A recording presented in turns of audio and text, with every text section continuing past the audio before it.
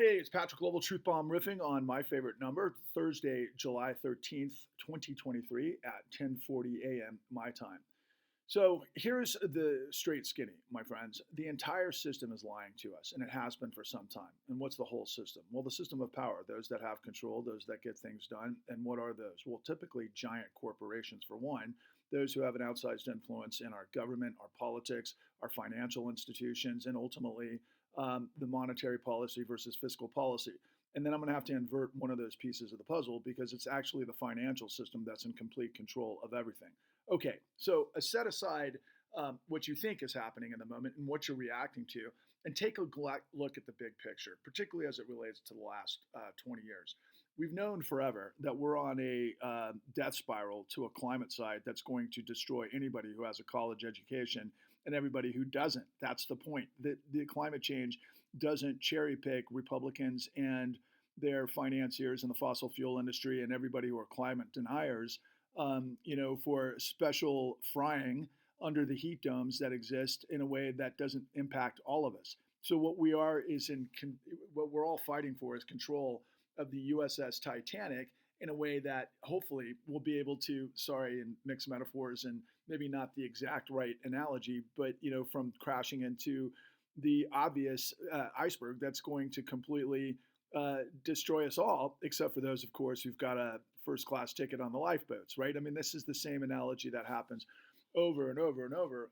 And three vectors that I think were important for me to convey to you this morning in the last 24 hours that I think really give us a great insight into the ultimate calibration of how things work is starting with Lawrence O'Donnell, who is frequently very cutting edge, very I'd say very effective at really undressing and unmasking everything of it, with regards to the right and Republicans and of course Trump and everything that he's in the midst of, particularly as it relates to the courts. And recently, I think as of yesterday, or 2 days ago, he was very impactful and assisted along with the insight and the expertise of Harvard professor who, among many of his students, include the likes of Merrick Garland, who's our current Attorney General of the United States. And, they frequently cite scenarios like Judge Eileen Cannon having a conflict of interest, having been chosen by the Trump administration, getting direct correspondence about how she's supposed to rule in this, Jack Smith investigations based on Mar-a-Lago evidence and everything that, with classified documents and so forth. And then in the context of it all, there was a,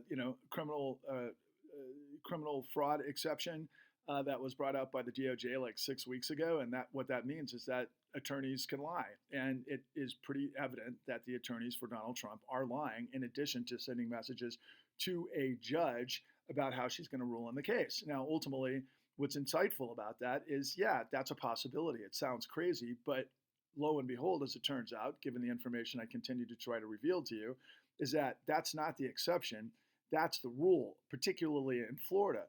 We have an insanely corrupt judiciary that works for the machine, and those who have influence that can actually determine what judges are, picked to be in their particular spots and how they're going to rule and so forth. And so it's the moneyed influence that has complete control of the judiciary, which of course would make this country a, aristocracy or a monarchy or a corporate oligarchy and all of the above, quite frankly. And further to that, yesterday I came across two interviews that I thought were very compelling.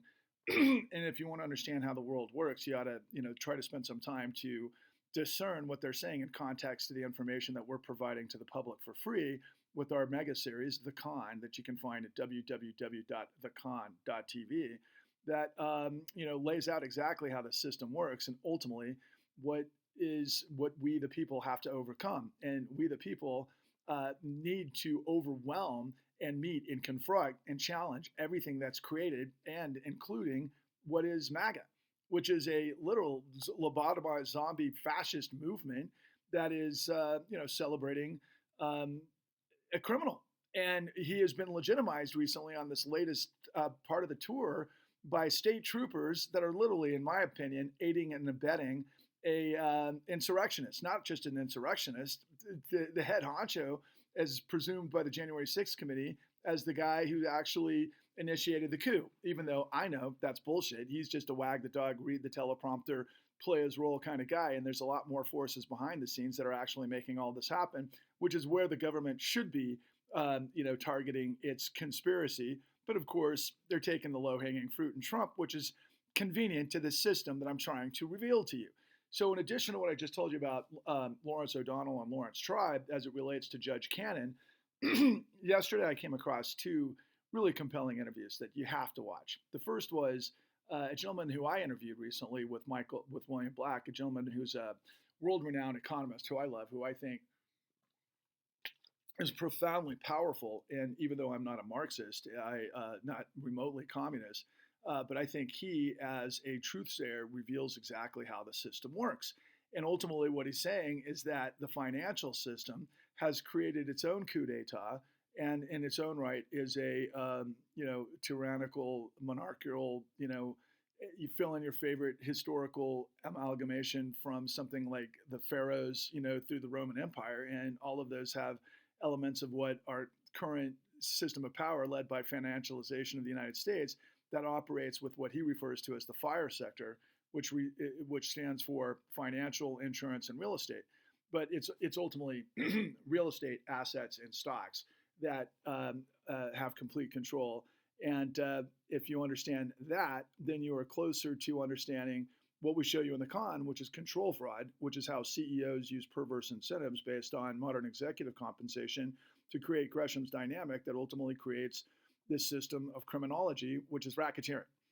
And so, he expounds upon that in ways that are incredibly important, but he also talks about the nature of academia and how that works, particularly within the Chicago School of Economics and others, and how they can monopolize really kind of the economic message, which is extremely problematic because they can maneuver away people from the actual pragmatic truth of what Mr. Hudson is revealing to us. And you can check that out on the Macro and Cheese podcast, brought to you by New Progressives, Real Progressives, sorry. But another one, I happened to catch an interview with Benjamin Netanyahu on Lex Friedman. And Mr. Netanyahu is obviously a lightning rod for a lot of people around the world, and justifiably so. And I've been fascinated with Netanyahu for a long time, and also very disappointed in on many occasions, outraged.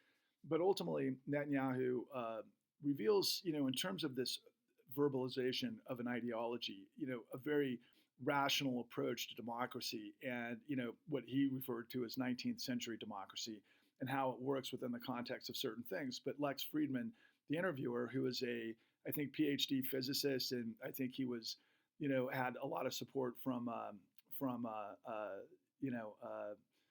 oh gosh, what is wrong with me? I'll come back to it in a minute. But he's had a huge audience for years, or several years, and growing, because he's got a lot of support.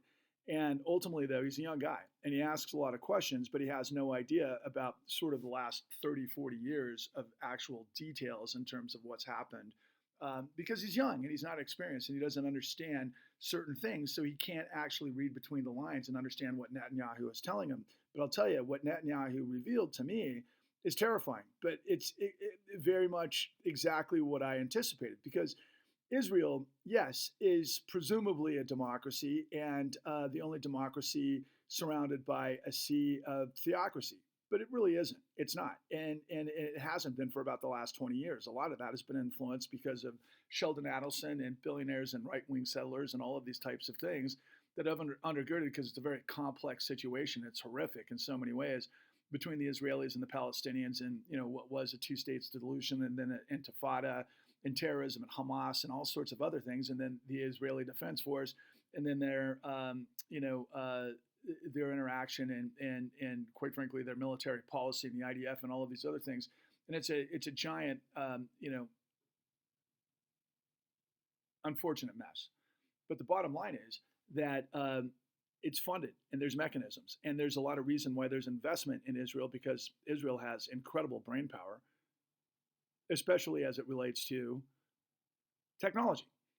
And so, as Netanyahu is kind of filling in the blanks of all of the things that is, that pretty much mandates his policy and so forth as an ideology, and whether or not Israel is a democracy, and how he proves it and everything else. Netanyahu to me is just like a much smarter Trump, quite frankly, and completely corrupt to the gills. And none of that was part of the conversation in a meaningful way.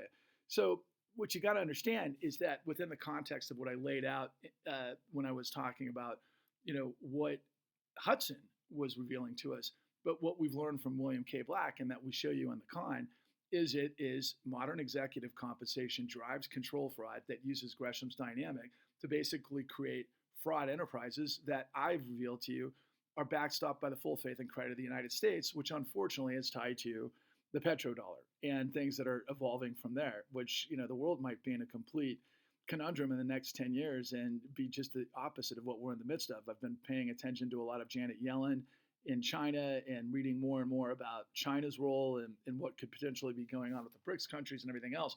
But the long and the short of it is, look, man, the world is in disarray. Power completely controls everything, but deception is how power operates. And ultimately, media is just a cauldron of lies. Media, by its self-proclamation through Fox and the Dominion lawsuit, and really everything that we've seen on display by everyone, and I'll bring it full circle to Lawrence O'Donnell, because as much as I like Lawrence O'Donnell, here's an example of how he's part of the problem. So Lawrence O'Donnell does this magic, a great work with Lawrence Tribe and others, with this highly focused look at all of the things that Trump is involved with, which are just ridiculous, which I continue to tell you are a reflection and a refraction of everything I'm trying to reveal to you. But ultimately, he undercuts his entire credibility over and over, as does everybody on MSNBC, because as they're basically lecturing us on all of the things that are involved with this mosaic of corruption and this insanity with Trump and so forth, he goes to none other than former Attorney General Eric Holder, who was responsible for literally letting Wall Street get away with the largest criminal conspiracy and cover-up in history, bar none. And so last night, Lawrence O'Donnell and Eric Holder are discussing the corruption of the Supreme Court. And I just about fell out of my chair, the hypocrisy and the complicity and the duplicity of it all. And it's just like, what you don't know will kill you. And that's what's killing all of us. And at the end of the line, it's not rocket science, it's racketeering. And we're trying to create a tidal wave resurgence of the populist crusade to purge corruption and the fascism at births. We have to. That's all there is to it. Everything's on the line. Our democracy is on the line. The integrity of law is on the line. The ability of mankind to basically work out of the problems that it's created for itself, but they all stem from corruption. So we're trying to ask you to raise $13 to invest to create this movement that nobody else can or will, because billionaires spend billions, and so do multinationals, to grift trillions, to where we have a corporate fascist state undergirded by a criminal syndicate that uses socialism to fuel the mafiocracy that is now fueling fascism. And so if you, me, and everyone you see who isn't a Nazi, who champions and believes in dignity and decency, integrity of the law, and of course, above all else, sustainability, and we merge in unity, we will fight back against this lobotomized zombie circus of freaks that don't fucking know anything about anything, and we can no longer tolerate their lies and their freaking forward momentum. We got to go on the offensive. And the way we do that is everything that I'm telling you. But I need your buy-in, because if you don't buy in, the billionaires and the trillionaires win. And nobody's going to tell you the stuff that we brought to you cost $4.5 million, years and years and years to get the $29 trillion truth that fuels it all. And it's been 70 trillion since 2009. That's the thing, is there is an actual moment, like a big bang, of what created this situation, even though it took 4 decades to get to that moment where it all collapsed. But then, because nobody understands the system, the Federal Reserve backdoored $29 trillion illegally to a bankrupted financial sector that got that way based on racketeering, and the DOJ didn't do its job, which is Eric Holder, which gave us MAGA. And so Trump is, I think, both to be expected in a way, but at the same time, it's incredible the gift that he gives us, because he continues to reflect the truisms of all of the fraud that's taking place in the corruption in our judicial system and everywhere else. But Trump is a small player, I can assure you. But MAGA is not a small situation. It's getting bigger by the day. If you want to fight back, if your issue is climate change and sustainability, You can't get there without purging corruption. If you want to destroy systemic racism in our economy, in our prisons, and so on and so forth, you can't change anything until you change corruption. And that's what we're going to do. Failure is not an option. Rise, roar, revolt, onwards and upwards.